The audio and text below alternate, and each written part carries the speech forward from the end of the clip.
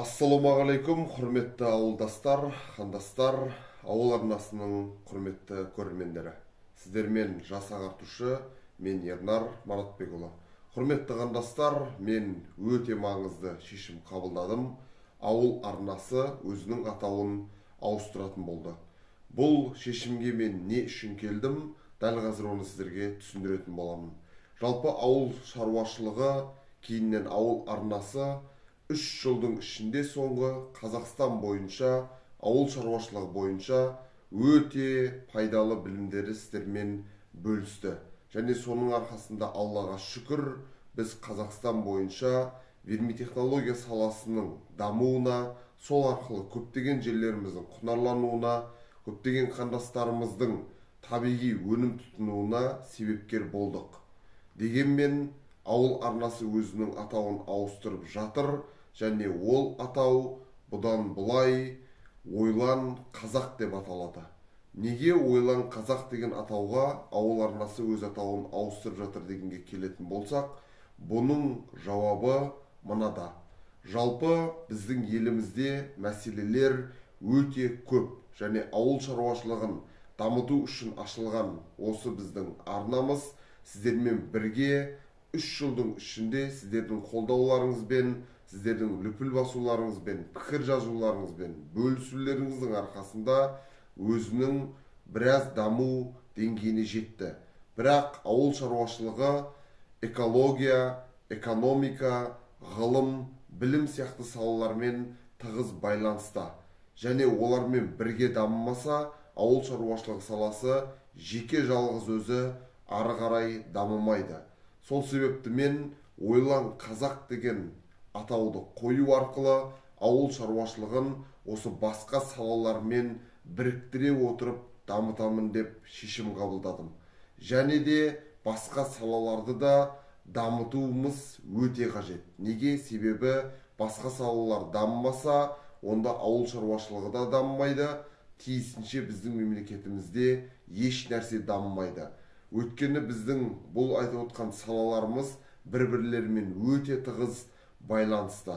Осы себепті Ойлан Қазақ деген атауды мен қою арқылы, енді бұдан бұлай Алла бұйыртса біздің арнамыз ғылыми танымдық арнаға айналады. Және біз осы деңгейімізбен тоқтап қалмаймыз. Ары қарайда Алла бұйыртса қандастарымызбен бірге, сіздермен бірге, яғни осы еліміздегі салаларды дамыту бойынша жұмысты жалғастырамыз. Және сол тұрғыда айта өтетінім, ең бірінші орынға біз ғылымды қоятын боламыз. Яғни ғылымды дамыту арқылы біз еліміздегі көптеген мәселелердің шешімін таба аламыз. Бүгінгі таңда біздің елімізге өте үлкен мәселелер туындап тұр. Және алдағы 5-10 жылда шешпейтін болсақ, жағдай мүлде қиындайды.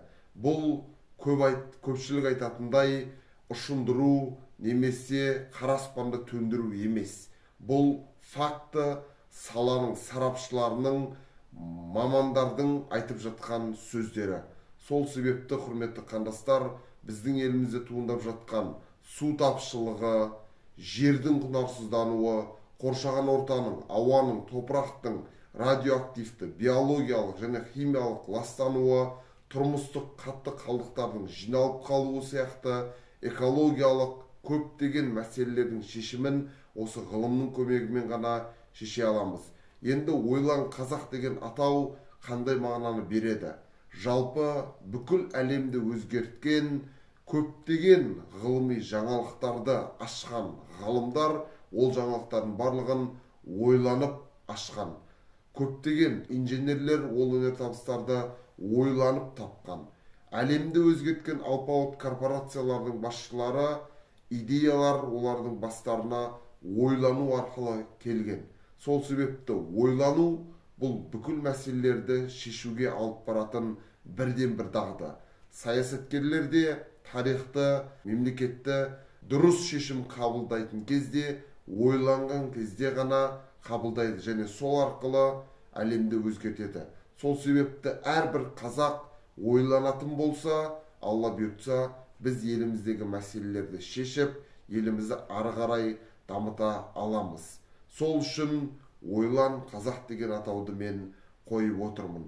Яғни біздің барлығымызға да қажетті нәрсе ойлану, зерттеу және ары қарай даму. Ал біздің арнамыздың басты мақсаты бұл сіздерді, яғни бүкіл қазақтарды, қандастарымызды әуелі ойлануға шақыру және ойландыратын білімдерді бөлісу. Сол себепті бізді құттықтасаңыздар болады және бізбен бірге ары қарайда дамисыздар деген үміттемін. Алла бұйыртса бірге елімізді дамытайық және алдымыздағы мәселелерді ойлану арқылы бірге шешейік. Сіздермен бірге болған Ернар Маратбекұлы. Видео ұнаған болса лайк басып астына пікір қалдырыңыздар, видеоны бөлісіп отырыңыздар.